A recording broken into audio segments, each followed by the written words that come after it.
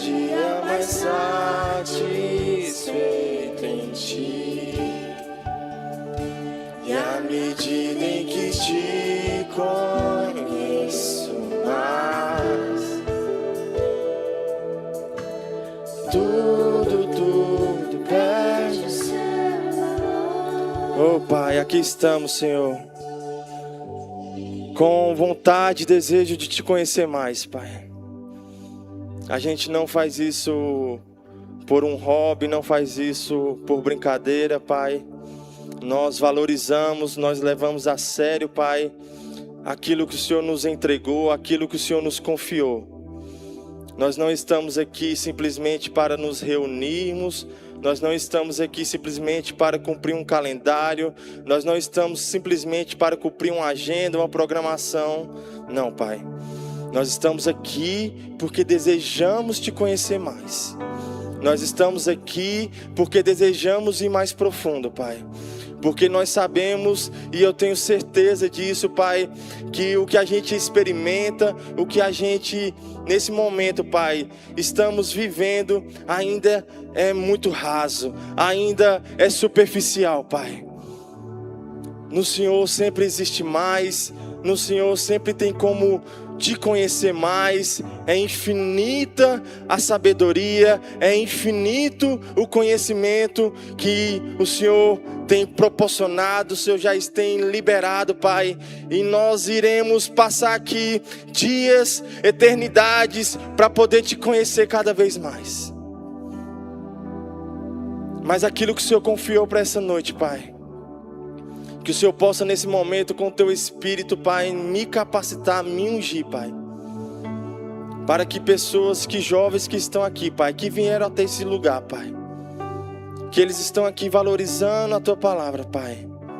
Que eles possam ser encontrados, Senhor. Que eles possam ser alcançados, Pai, com a única coisa que é capaz de nos mudar completamente, de nos transformar, Pai, que é a Tua palavra e o Teu Espírito em operação, Pai.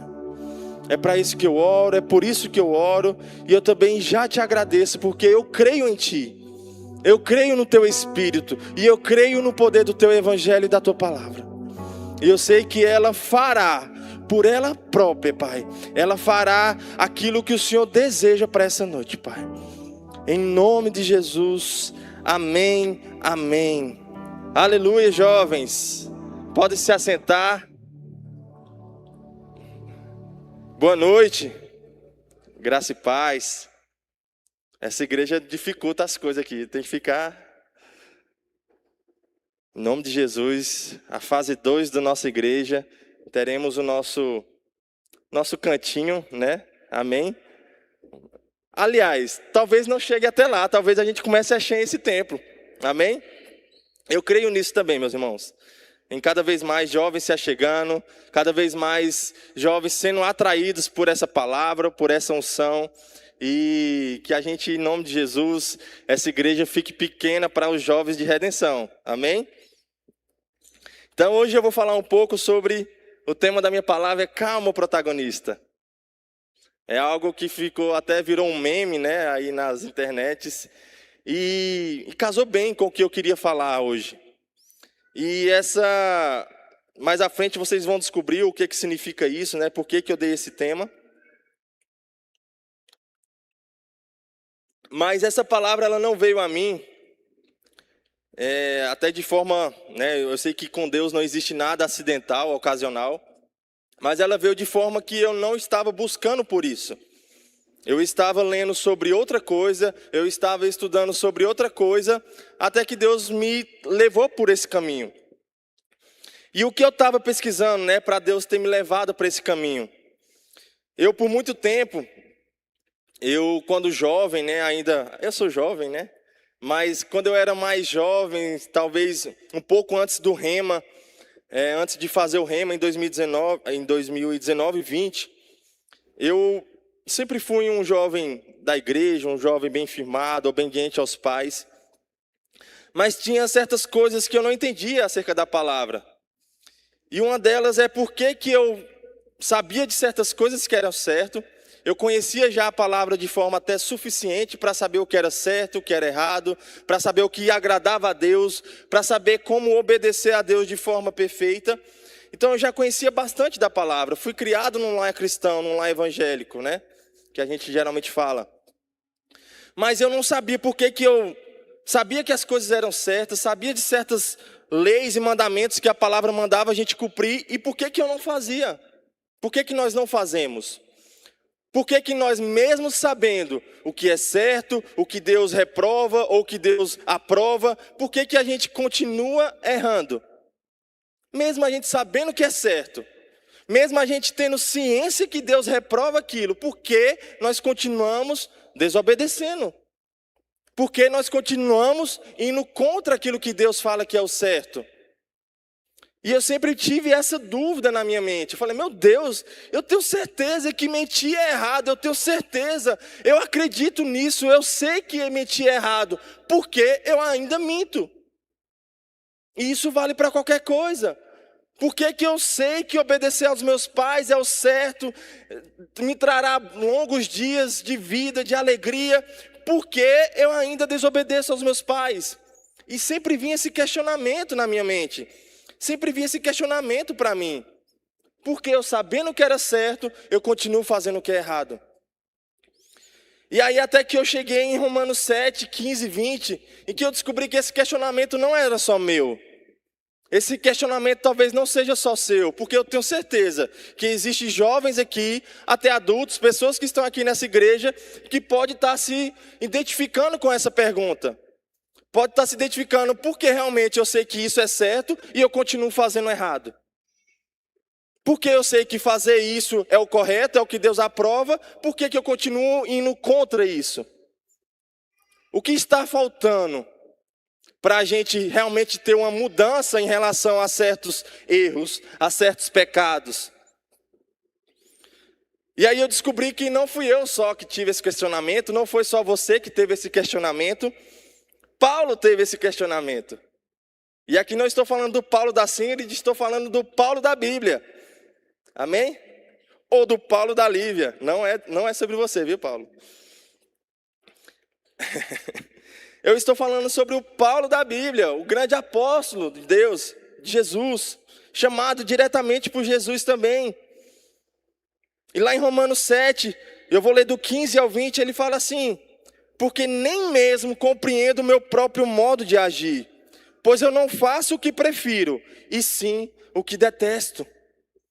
E ele continua falando: ora, se eu faço o que não quero, eu consinto com a lei, que é boa. Neste caso, quem faz isto já não sou eu, mas o pecado que habita em mim. Porque eu sei que em mim, isto é, na minha carne, não habita bem nenhum, pois o querer o bem está em mim. Não, porém, o efetuá-lo.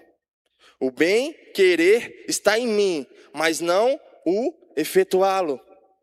Porque não faço o bem que prefiro, mas o mal que não quero, esse faço. Mas, se eu faço o que eu não quero, já não sou eu quem o faz, e sim o pecado que habita em mim. Então Paulo, ele se encontrou nesse mesmo questionamento. Paulo, ele teve essas mesmas dúvidas. Na verdade, não são tão dúvidas, porque Paulo, ele já tinha uma clareza muito bem do que era o pecado na carne, o espírito renovado, transformado pela renovação da palavra, do conhecimento de Cristo. Paulo sabia por que ele pecava, e ele pecava por causa da carne, e ele sabia porque ele queria fazer o bem por causa do seu espírito renovado. Eu já preguei até sobre isso aqui, que nós estamos praticamente carregando um cadáver. Esse corpo que habitamos, essa casca que muitos se falam aí, é um cadáver. O que é esse cadáver? É o seu homem morto, que ainda não foi transformado pela palavra, pelo Espírito. Não foi.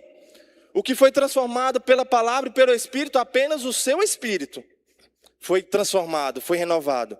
A sua mente está sendo transformada dia a dia, a cada dia que você lê a palavra, a cada dia que você conhece a Cristo. Sua mente é transformada. Mas e seu corpo? Seu corpo não é transformado. No seu corpo ainda habita o pecado. E é por isso que nós devemos subjugá-los, nós devemos colocar ele no seu lugar devido, para que a gente não atente às suas vontades e desejos. Mas isso a gente já sabe. Mas eu quero saber os motivos da gente continuar atendendo ao pecado. Continuar cedendo ao nosso corpo, à nossa carne, aos seus desejos. Por que nós continuamos fazendo isso? Nós sabemos que o pecado está na carne. Está nos nossos membros, nas nossas vontades. O pecado está aí. Mas o pecado não está mais no seu espírito. Seu espírito foi transformado pela palavra no momento em que você aceitou a Cristo. Amém? Aí está a transformação. Mas por que ainda continuamos cedendo à carne? Por que ainda continuamos nos deixando nos levar pelos desejos, pelos pecados que ainda habitam na nossa carne? E eu vou listar aqui pelo menos 4 motivos, que não são só esses. Eu poderia enumerar vários motivos, mas lá na frente eu vou falar que, na verdade, não são esses 4 motivos que vão nos levar ainda a pecar. Amém? O primeiro motivo que poderia ser é o que nós chamamos de assentimento mental. O que é um assentimento mental? É justamente você conhecer a verdade, é justamente você entender o que é certo, mas você não crê que aquilo é praticável, que aquilo não é de forma natural, que você não consegue pôr aquilo em prática. Isso se chama assentimento mental. Você conhecer uma verdade, você saber que, por exemplo, Deus existe, eu creio em Deus, mas você não vive de acordo com que Deus existe. Então isso se chama assentimento mental. Amém? Existe também um outro motivo que seria as paixões do mundo. Nós somos atraídos, a nossa carne é atraída pelas paixões do mundo. Nós somos seduzidos por isso. Nós somos seduzidos pelas drogas, nós somos seduzidos pelo álcool, nós somos seduzidos pelos pecados sexuais, nós somos seduzidos pelas influências, por várias coisas. E isso tudo quer dizer sobre a nossa carne. Nossa carne deseja isso. Nossa carne quer o pecado sexual. Nossa carne quer mentir. A nossa carne quer fazer várias coisas erradas. Tudo que é contrário ao Espírito, a nossa carne quer fazer, deseja fazer. Ela nunca vai querer vir à igreja, ela nunca vai querer praticar o bem, ela nunca vai querer cometer aquele adultério, aquele pecado, aquela fornicação, nunca vai querer. Ela sempre vai querer fazer aquilo. Então, assentimento mental, as paixões do mundo. Outro motivo que pode ser a falta de comunhão com a palavra. Essa aqui é muito básica. Nós podemos conhecer a Deus, ter aceito a Cristo como nosso Salvador, mas se você não tem comunhão com a palavra, com o Espírito, no dia a dia, semanalmente, todos os dias, você vai enfraquecer espiritualmente. E a guerra, o cabo de guerra que existe entre o nosso espírito e a nossa carne, o nosso espírito cada vez mais vai ficando mais fraco, porque não está sendo alimentado. E por causa disso, a carne ganha, a carne sempre vai vencer. A carne, ao invés de ser fraca, ela vai ser forte. E um outro motivo que eu coloquei, o quarto e último, que pode ser, é o deixar de congregar. E o deixar de congregar aqui, eu quero trazer a intenção, a ideia de influências, de amizades, de parcerias, de comunhão com quem nós estamos comungando. Se nós estamos comungando com as pessoas lá do mundo e nunca com as pessoas da igreja, em algum momento nós vamos ceder aos pecados, às paixões desse mundo. Em algum momento nós vamos ser influenciados. Agora, se nós não deixamos de congregar, se nós estamos entre os irmãos em Cristo, isso vai ser uma forma de nos fortalecer a vencer as paixões do mundo. Amém? Então a gente poderia aqui listar vários motivos por que a gente ainda cede ao pecado e por que a gente ainda não cede ao pecado. Eu citei esses 4 motivos, pelo menos, mas eu não vou falar sobre eles. Eu vou falar sobre talvez o que seja a raiz de todos esses motivos, porque esses motivos talvez sejam ramos, frutos de algo que é mais profundo, que é algo que está oculto nas nossas vidas e que nós acabamos cedendo a todas essas coisas. E a raiz de tudo isso é o orgulho. a raiz de todas essas coisas, que ramifica em assentimento mental, que ramifica em paixões do mundo, que ramifica em falta de comunhão com a palavra, que ramifica em deixar de congregar, tudo isso está inserido no orgulho. Então todas essas coisas podem acontecer, amém? São motivos reais e nós aprendemos isso na igreja, nós ouvimos disso na igreja, mas não é sobre isso que nós iremos discorrer. Porque um motivo muito maior e que pode ser considerado a raiz de todo esse restante, todo esse montante, é o orgulho. E aí você pode perguntar, mas o que é o orgulho? Porque eu tenho certeza que quando eu falei a palavra orgulho, alguém pensou, eu não sou orgulhoso. Eu tenho certeza que alguém aqui pensou isso. E eu pensei por muito tempo que eu não era orgulhoso. Mas quando eu comecei a ler e a estudar sobre isso, a gente descobre que em alguns momentos, ou talvez em muitos momentos, nós nos tornamos pessoas orgulhosas. E o orgulho é justamente a síndrome do protagonismo. A síndrome do antropocentrismo. O homem como centro de tudo. O homem como centro das vontades, dos desejos, dos sonhos. Sempre o homem. Sabe, eu quero alertar muito para vocês aqui nesse momento, porque o orgulho, ou essa síndrome do protagonismo, que eu estou querendo trazer até essa ideia mais para o jovem entender, amém? Essa síndrome do protagonista, esse orgulho, ele é algo que, por que eu falei que ele é raiz? Porque o orgulho talvez seja o primeiro pecado, a primeira essência de tudo que se originou, seja o orgulho. Veja lá em Tiago 4, Tiago capítulo 4. Meus irmãos, eu sei que está um pouco pesado, eu sei que não é uma palavra fácil de ouvir, mas é uma palavra necessária, amém?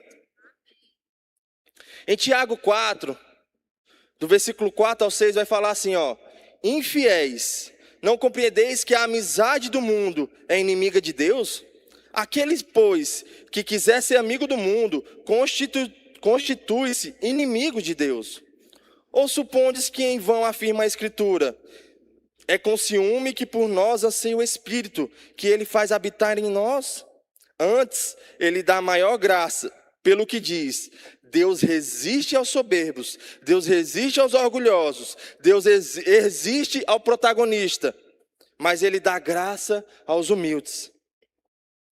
Em 1 Pedro vai falar a mesma coisa, só que muito bom porque ele fala agora para jovens. Ele fala, 1 Pedro capítulo 5, do versículo 5 ao 6, ele fala, rogo igualmente aos jovens, sede submissos aos que são os mais velhos, outros sim no trato de uns com os outros, cingivos, vestivos, se acoberte de tudo que é humilde, porque Deus resiste ao soberbo, Deus resiste ao protagonista. Contudo, aos humildes ele concede a sua graça.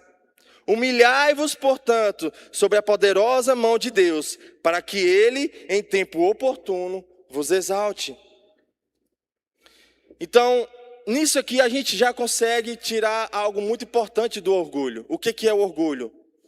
O orgulho é um homem, ao invés de se humilhar, ele mesmo se exaltar.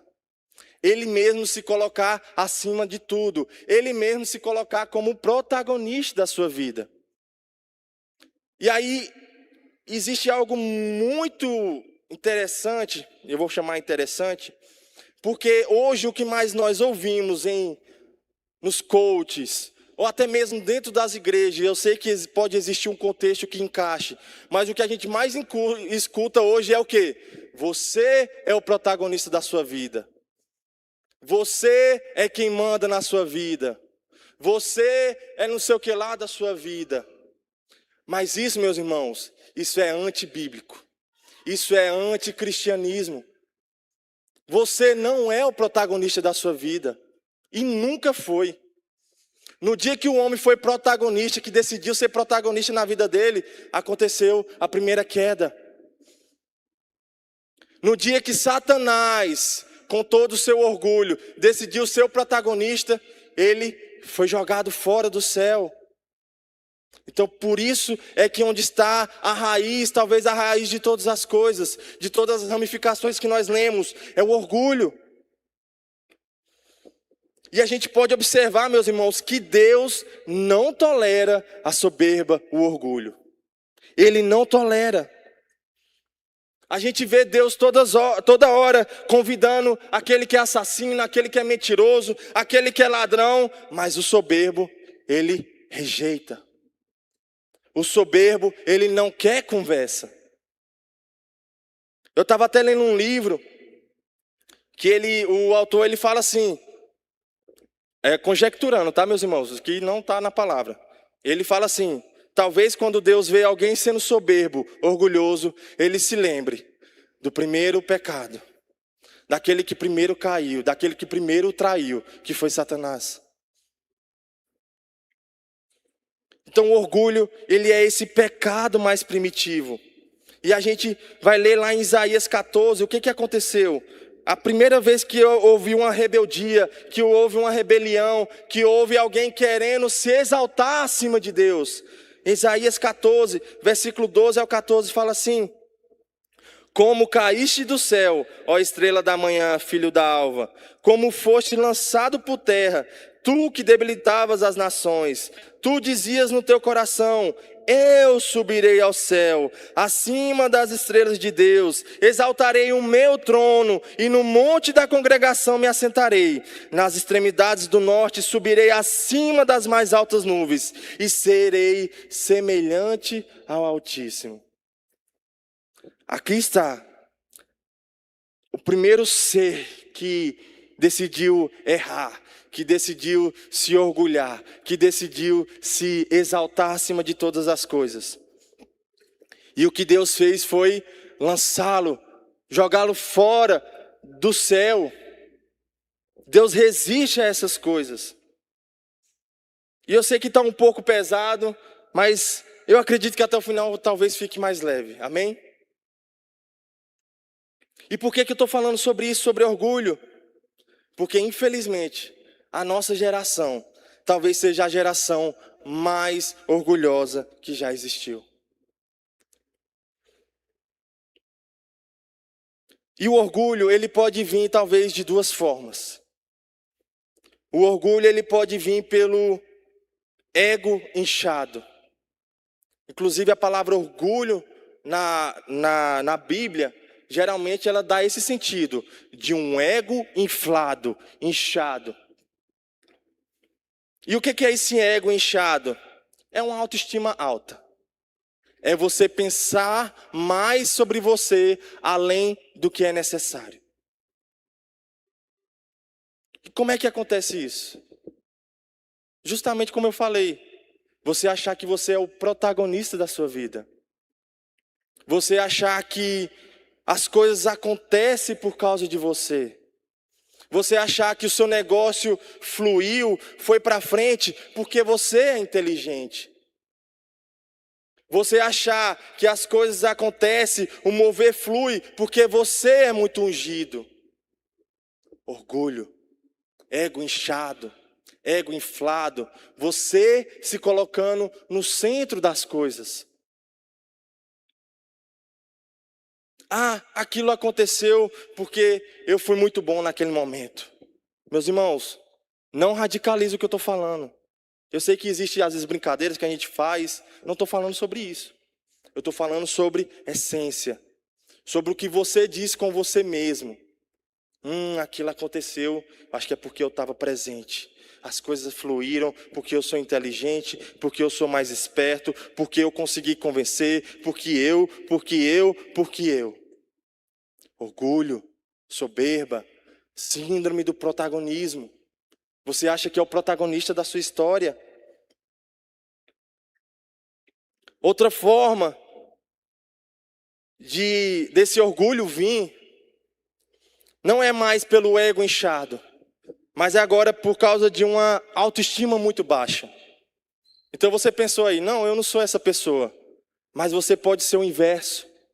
Você pode ser alguém com autoestima muito baixa. onde tudo que você faz não é bom, onde tudo que você faz não dá certo, que você é o coitadinho, que você é o mais feio, que você é o mais gordinho, que você é mais isso, mais isso, mais isso. Isso é o quê? Autoestima baixa. Você está pensando aquém do que você é. E por que isso traz orgulho? Porque essas pessoas geralmente passam a vida toda querendo agradar os outros, querendo se comprovar, querendo se avaliar, se validar. Que amor? Se autoaprovar, né? Se aprovar? Isso. Você passa a vida toda querendo se provar, querendo agradar. Ah, eu sou o gordinho, então eu vou na academia para provar para todos que eu vou emagrecer e que não sei o que lá. Orgulho.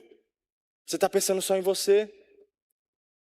Você era, provavelmente seus pais às vezes eram pobres, e você, devido ao estudo e a muito trabalho, você cresceu na vida, e aí você faz, tá vendo? Eu consegui, eu cresci na vida, eu conquistei isso, eu conquistei aquilo. Orgulho. Orgulho. Ah, Sávio, então vai ficar muito difícil, se eu não posso pensar além, e se eu não posso pensar quem, como é que eu vou pensar de mim mesmo? Tem um autor que fala, que foi justamente onde eu li isso, Timothy Keller, que é de um livro chamado Ego Transformado. E ele fala, você não precisa pensar além e nem a quem, você não precisa pensar em você, porque não é sobre você. E como é que eu vou pensar, o que eu vou achar de... Nós vamos ver que existe uma solução para isso. Você não vai querer se comprovar, se atestar pelos outros por causa de uma autoestima baixa. Você não vai querer procurar agradar as pessoas. E você também não vai pensar muito acima daquilo que você é, se você tiver um coração. Lá na frente nós vamos ver um coração humilde. E o coração humilde é aquele que, ao invés de escutar o próximo, ao invés de escutar o que as pessoas falam, ao invés de escutar aquilo que você fala sobre si mesmo, você vai escutar o que a palavra fala sobre você. Identidade. Quem nos dá a nossa identidade não são as pessoas, não são as nossas características, não é o mundo, não é a internet, não é as curtidas, não é o vídeo sensual que você postou, não é a voz bonita que você postou, não é isso que te define. O que te define é o que a palavra diz sobre você. Então, nós não devemos pensar toda hora em nos glorificar, em nos elevar acima de todas as coisas. E o protagonista, nós não somos o protagonista da nossa vida. Isso não é cristianismo. No momento em que se você já fez isso, esse voto, de decidir aceitar a Cristo, de decidir confessar, você não é mais o protagonista da sua vida. O protagonista da sua vida passa a ser Cristo. Olha o que Paulo vai falar lá em Gálatas 2, do 19 ao 20. Porque eu, mediante a própria lei, morri para a lei a fim de viver para Deus. Estou crucificado com Cristo. Logo, já não sou eu quem vive, mas Cristo vive em mim. E esse viver que agora eu tenho na carne, eu vivo pela fé no Filho de Deus, que me amou e a si mesmo se entregou por mim. Então quem que é o protagonista da nossa vida? É Cristo. Se você decidiu aceitar Ele como Salvador, é Ele que passa a ser o protagonista da sua vida. Não é mais viver para você, não é mais viver pelas curtidas, não é mais viver pelos compartilhamentos, não é mais viver pela voz dos outros, não é mais viver pela opinião dos seus pais, dos seus amigos, dos seus irmãos, dos seus familiares, não é mais viver para isso. Você passa a viver por aquilo que agrada a Deus, por aquilo que Deus já falou sobre você. Meu irmão, a Bíblia, a gente pode resumir ela, Deus falando sobre você. Existem muitos fatos, muitos relatos, muitos textos que falam do pensamento de Deus ao seu respeito. E é isso que tem que passar a nos mover, a nos orientar. É o pensamento de Deus ao nosso respeito. Amém? Então hoje a vida do cristão, ela é justamente isso, meus irmãos. Ela é viver uma vida que glorifique a Deus. Se seu negócio cresceu e está indo bem, glória a Deus. Se você passou na faculdade, glória a Deus. Se você conseguiu se casar, glória a Deus. Amém, Davizão? Então não vivo eu, mas Cristo vive em mim. Essa é a nossa lei agora. Esse é o nosso modo de viver. E meus irmãos, é um desafio. Eu garanto a vocês, é um desafio viver essa realidade. É um desafio você passar a viver uma forma que só glorifique, que toda glória seja dada a Ele. É um desafio. E só é possível por quem já entregou Cristo e quem tem o Espírito morando dentro. Só é possível. Porque o ateu, ele tenta viver uma vida correta, ele tenta viver uma vida de que ele é um bom pai e tudo mais. Ele pode viver, mas ele nunca vai conseguir. E quando ele vive isso, ele vive sem Deus. Mais uma vez, um homem no centro, o orgulho. Eu sou bom, eu sou um bom pai, eu sou um bom marido, eu sou um bom patrão. Orgulho. Nós temos que ter cuidado, inclusive, no nosso ministério existe um valor chamado excelência. E eu glorifico a Deus por isso. Mas a excelência, se não for para glorificar a Deus, vira orgulho.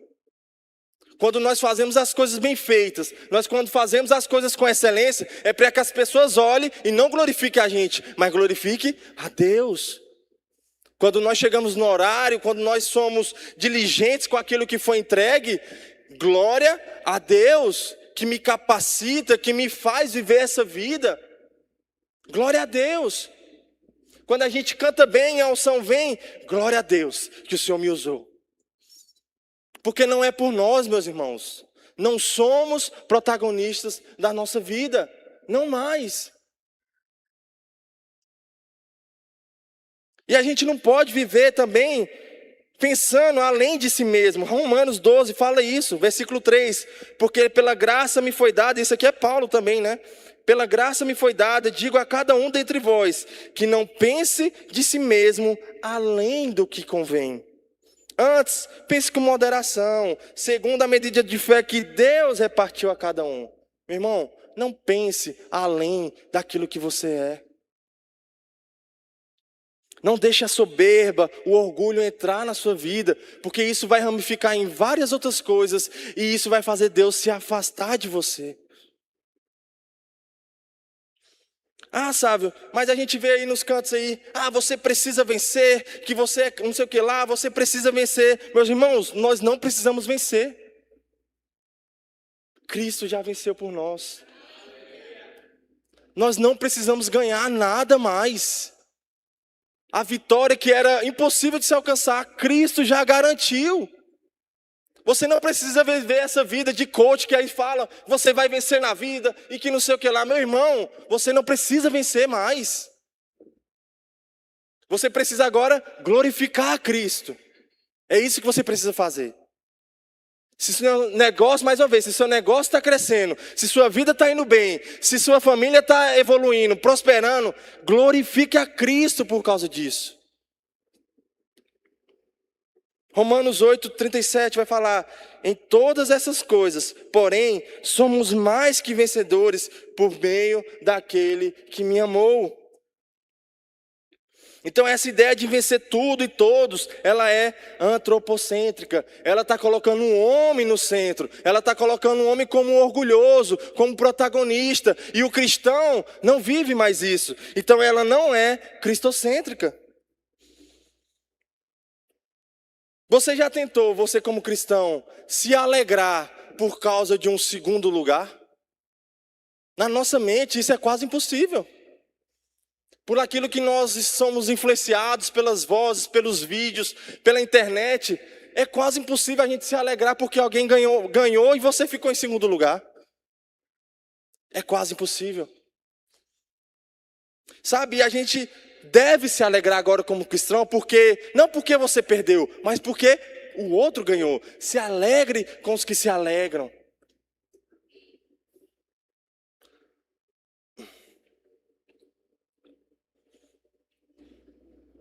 Eu quero mostrar, não, eu vou contar um pequeno relato antes, que às vezes você vê eu falando assim e você acha que eu não passei por isso.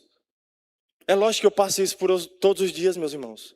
Foi aquilo que eu falei, quando eu fui lendo, quando eu fui estudando, eu fui entendendo que eu sou orgulhoso.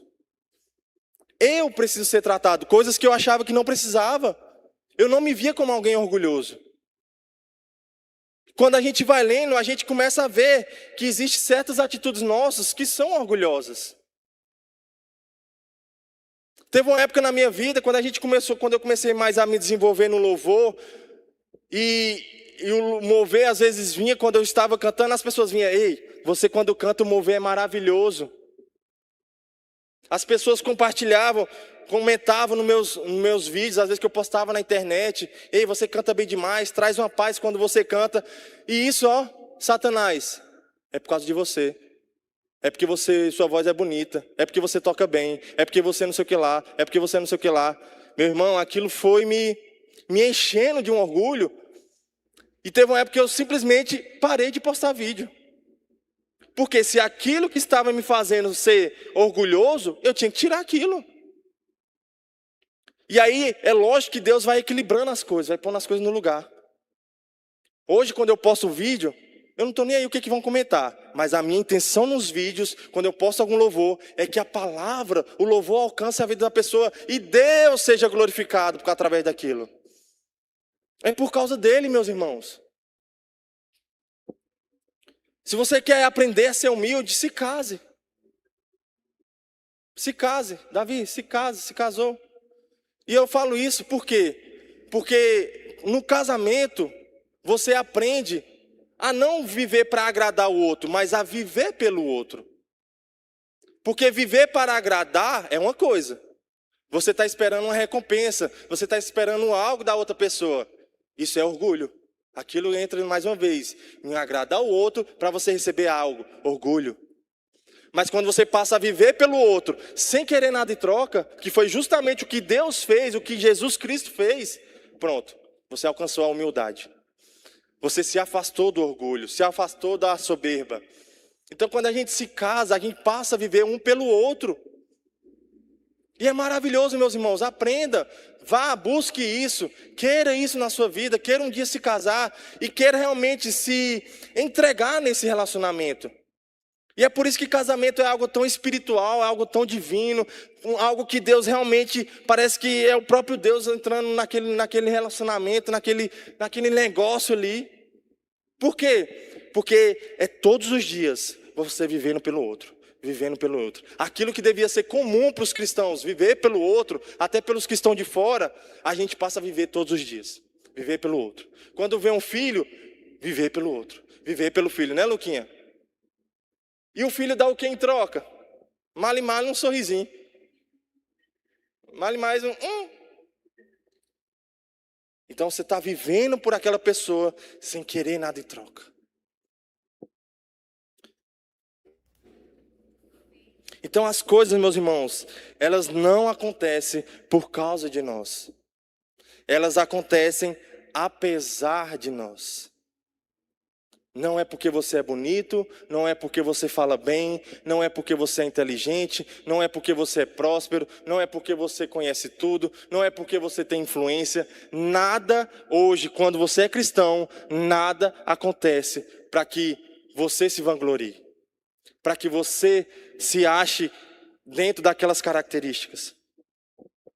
Tudo agora é para glorificar a Deus, glorificar o seu nome, glorificar a sua palavra, glorificar o seu Espírito em nós. Então, a frase que eu já falei, não pense muito sobre você e nem pense pouco sobre você. Não pense sobre você. Deixe que a palavra diga quem você é. Deixe que a palavra te traga a identificação que você tanto espera. É Deus, meus irmãos, que nos traz a verdadeira identidade de quem somos. Eu quero mostrar um vídeo que vai entrar muito naquela questão do você se alegrar com a vitória de outro. E eu vou mostrar esse vídeo justamente para trazer mais uma leveza. Amém? Não é algo da palavra, é algo até de um filme. Pode soltar, por favor, Alan.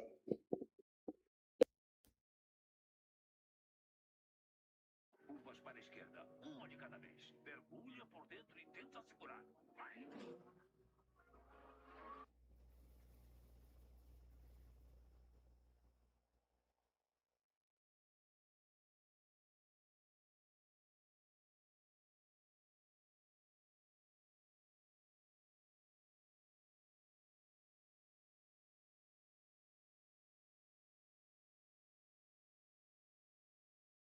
Curvas para a esquerda, uma de cada vez.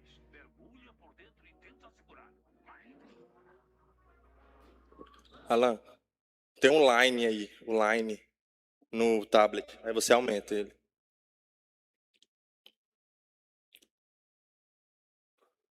Achou? Tá, acho quase do lado da banda, assim, ó. Tem um line. Line R, eu acho. Hã?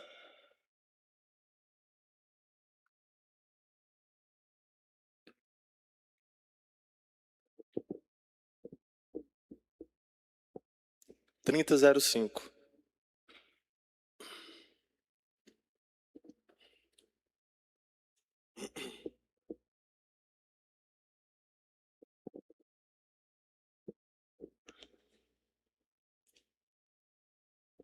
Curvas para a esquerda, uma de cada vez. Mergulha por dentro e tenta segurar.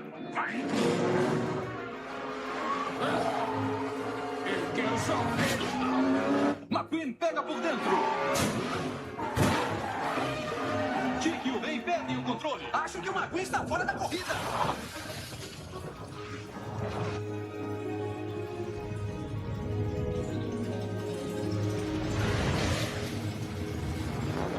O McQueen recuperou. Ele voltou pra pista. Possante como um jato. Veloz como um foguete.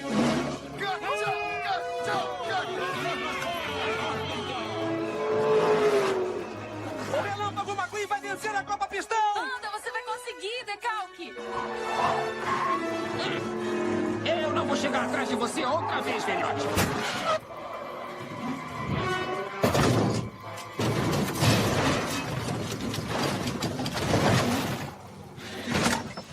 Essa não!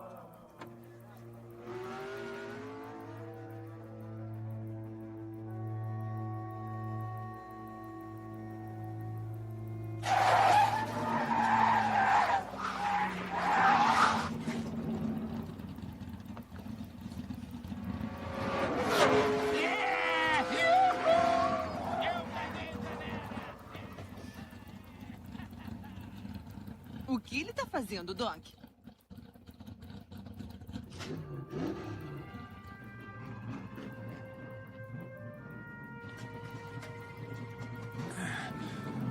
O que está fazendo, rapaz? Acho que o rei tem que terminar sua última corrida. Acabou de desistir da Copa Pistão. Sabia? Ah, um carro de corrida velho e rabugento me ensinou uma coisa. É só uma taça vazia. Daryl, vale ser empurrado na última volta? Ele não tá empurrando, só tá dando uma forcinha no para-choque traseiro. Ué, o quê? Mas o que é? Isso aqui é corrida de verdade.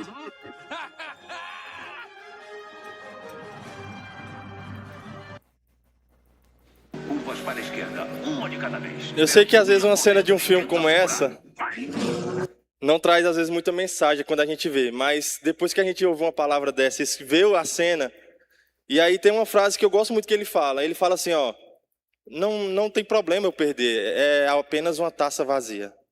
Meus irmãos, aquilo que a gente conquista nesse mundo é apenas uma taça vazia.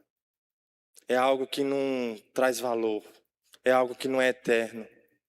Ele preferiu, não sei nem o segundo, ele preferiu ser o terceiro, para valorizar, às vezes, a vitória de outra pessoa. Trazer o outro para vencer na sua frente. Eu não sei se eu coloquei aqui, mas tem um versículo na palavra que fala sobre isso. Sobre você considerar o outro maior que você. Meu irmão, cristianismo é isso. Não é sobre você ser o protagonista. É sobre você querer que o outro se dê bem. É querer você se alegrar com a vitória do outro. É você não se importar em se perder.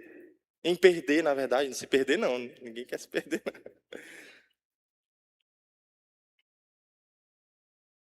E esse sentimento de querer que o outro saia bem, que o outro vença, que o outro seja o primeiro. Esse sentimento, meu irmão, é o sentimento de Cristo. Isso é ser humilde. Infelizmente, no mundo que a gente vive, no português que a gente aprende a falar, a palavra humildade, ela tomou outra conotação.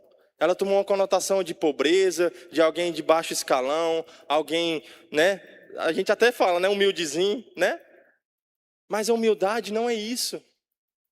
Humildade é você se sujeitar a alguma coisa. Até no Strong fala isso. Quando você se sujeita a algo, quando você valoriza algo além, mais do que você.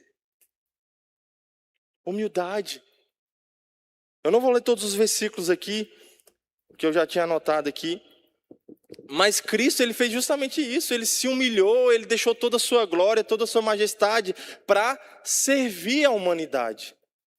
Humildade. Em nenhum momento ele glorificou a si mesmo, ele glorificava o Pai. Cristo, meus irmãos, Filho de Deus, aquele que criou todas as coisas, nunca se glorificou.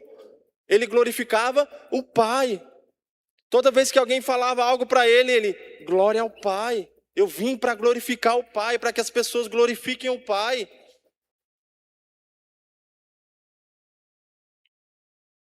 Mateus 11, 28 fala: vinde a mim todos que estão cansados, sobrecarregados, e eu vos aliviarei. Tomai sobre vós o meu jugo e aprendei de mim, porque sou manso e humilde de coração. Jesus não está falando que ele era manso e que ele era pobrezinho de coração, não. O humilde de coração está falando para ele é que ele está aqui para servir a humanidade. Eu estou aqui justamente para que você entregue o seu fardo para mim e pegue o meu fardo que é mais leve. Eu estou aqui para que você que está cansado, sobrecarregado, que você venha para mim que eu vos aliviarei. Ele veio justamente para servir o próximo, para servir a humanidade. E nós estamos querendo servir a nós mesmos. Queremos enriquecer a nós mesmos, ganhar as taças, ganhar as medalhas que são vazias, que são leves, que vão ficar tudo aqui um dia.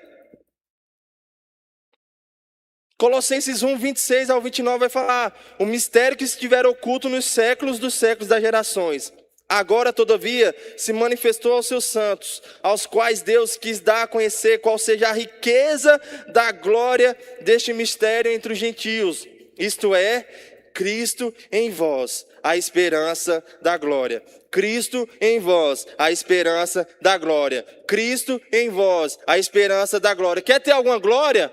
Quer ver alguma glória? Que Cristo esteja em você. Essa é a nossa verdadeira busca, anseio. Deve ser Cristo em nós, a esperança dessa glória. O qual nós anunciamos, advertindo a todo homem e ensinando a todo homem em toda sabedoria, a fim de que apresentemos todo homem perfeito em Cristo. Para que isso é que eu também me fadigo, esforçando-me o mais possível, segundo a sua eficácia que opera eficiente em mim. Eu me fadigo, eu me esforço, para o quê? Para que o mundo veja isso, para que o mundo conheça isso. Eu me humilho. O que é se humilhar nessa situação? Eu me ofereço como um instrumento de serviço. Eu me ofereço como um instrumento de glória para outras pessoas. Para o quê? Glorificar a Deus. Colossenses, já lemos. E aí, meu irmão, já estou finalizando. Se o ministério, a Clarinha e o Luquinha quiser subir. Mas depois dessa palavra, a gente só tem duas opções. Ou a gente reconhece o nosso orgulho, se arrepende e começa agora a viver diferente daquilo que a gente já aprendeu. Ou a gente vai realmente ser identificado como orgulhoso, não mudar e infelizmente ser rejeitado por Deus. Não tem para onde correr. Se você é orgulhoso, soberbo, se você vive para si mesmo, você vai ser rejeitado por Deus. Só tem duas opções: reconhecer e mudar, ou não reconhecer e continuar sendo orgulhoso, e continuar sendo rejeitado, e continuar vivendo para si mesmo. Então, meus irmãos, deixe Cristo ser o protagonista da sua vida. Viva a sua vida em torno dele, servindo aos outros. Seja, em vez de um protagonista, seja um coadjuvante do reino. Somos chamados para ser coadjuvantes do reino. Nesse caso, meus irmãos, deseje seu segundo lugar. Deseje perder para que ele ganhe. E nesse momento a gente vai fazer uma oração. E essa oração é numa forma de uma música. Então nesse momento você tem a liberdade de fazer a sua oração ao escutar essa música. Alan, você pode apagar as luzes, por favor? Então eu vou fazer minha oração. Você é livre se você quiser se ajoelhar, se você quiser ficar de pé, se você quiser ficar na sua cadeira mesmo. Mas, meu irmão, se você reconhece que precisa mudar algumas coisas na sua vida e que você está sendo orgulhoso, mude. Aproveite essa oportunidade para se arrepender, para se entregar, para reconhecer que Cristo deve ser o centro da nossa vida. Cristo deve ser o centro dessa igreja. Cristo deve ser o centro desse departamento. Pode cantar, Clarinha.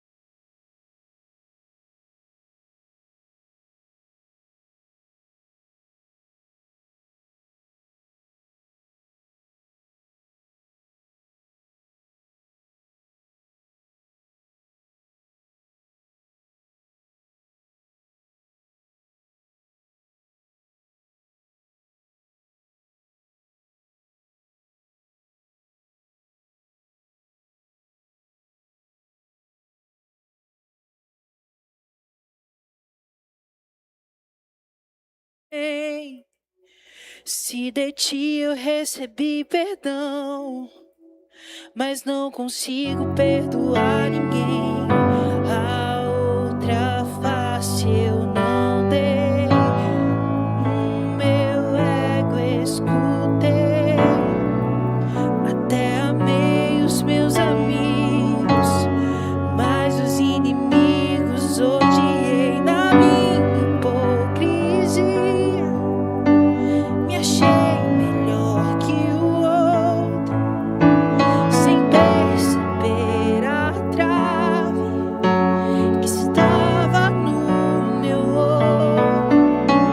Em pé de ovelha, agindo como um lobo, me esqueci do reino, juntando os meus tesouros. Ah, Jesus, quebra o meu orgulho e faz-me olhar pra cruz. Tira a dureza do meu coração. De joelhos eu imploro teu perdão, pois tua graça joga minha carne ao chão e me ensina o valor da comunhão, do beber do vinho e partilhar do pão.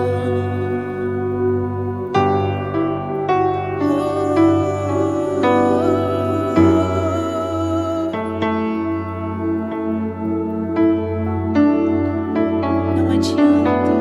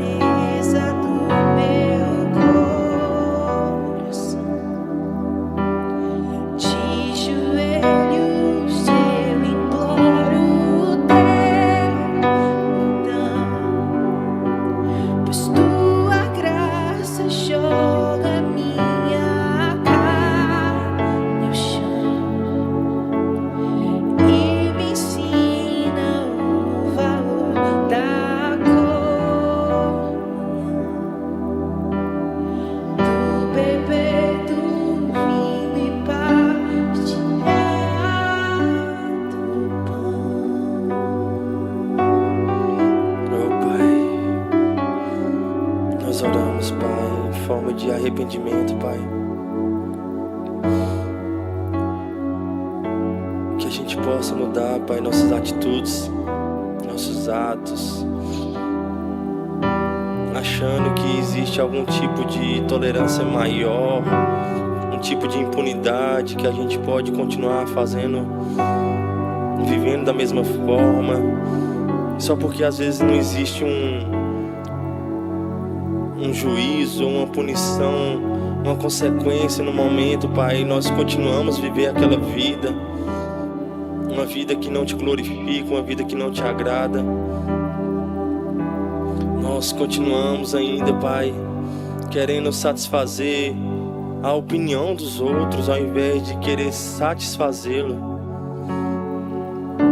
Não fomos chamados, Pai, para agradar o mundo, para ser conforme o mundo. Nós somos chamados para agradar a nossa carne, satisfazer os nossos desejos, realizar os nossos sonhos. Não fomos chamados para isso. Bem melhor é viver os seus sonhos, bem melhor é satisfazer os seus desejos. Bem melhor é ouvir da tua voz que nos conhece, que nos aceita. Bem melhor é ouvir da tua voz, da tua palavra, que nos chama de filhos amados, que não se importa com nossas aparências, que não se importa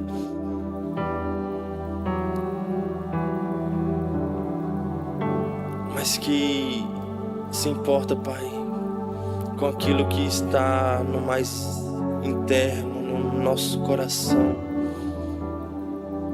Oh, Pai, que esse orgulho seja quebrado, Pai, pela sua palavra, pela sua unção.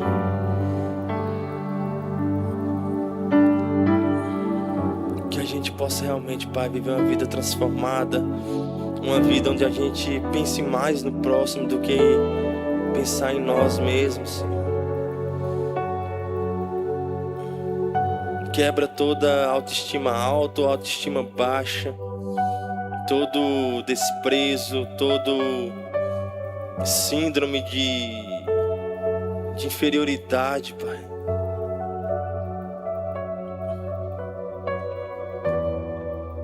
Quebra, Senhor, quebra, Pai. Que a gente possa valorizar realmente o que o Senhor fala sobre nós. Seus pensamentos são bem maiores, seus sonhos são bem maiores. São pensamentos de paz, são pensamentos de alegria ao nosso respeito, para nos dar o fim que desejamos, Pai.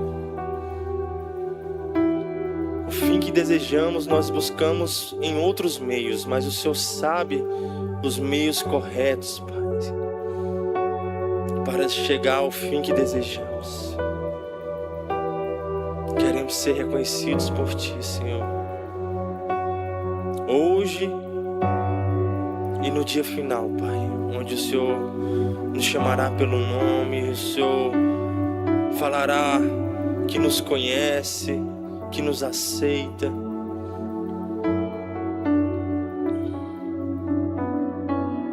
Muito obrigado, Pai, por Suas instruções. Obrigado pela Sua palavra e pelo Seu Espírito, Pai, que está agindo no meio de nós, Pai.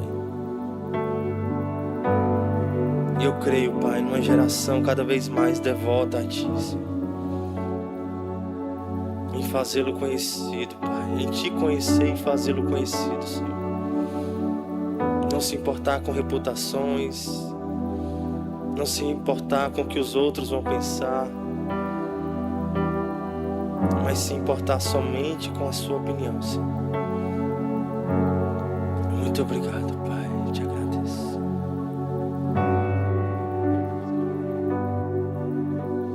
Amém. Aleluia, Pai, te agradecemos, Senhor. Obrigado, meus irmãos, pela atenção, pela aceitabilidade em ouvir. E eu espero realmente que a gente possa se afastar realmente desse orgulho, dessa vivência de querer viver só para nós mesmos, satisfazer os nossos desejos, porque eu gosto disso, porque eu gosto daquilo. Nós não somos chamados mais para viver assim, amém? Somos chamados para viver as vontades e os sonhos de Deus.